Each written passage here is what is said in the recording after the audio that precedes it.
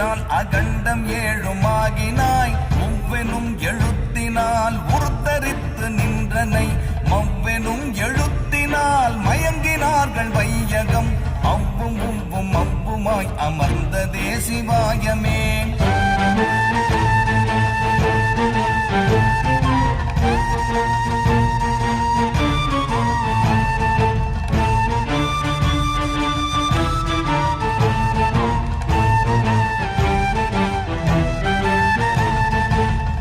மண்டலத்திலும் முட்டி நின்ற தூணிலும் நான்ற பாம்பின் வாயினும் நவின்றெழுந்த அக்ஷரம் ஈன்ற தாயும் அப்பரும் எடுத்துரைத்த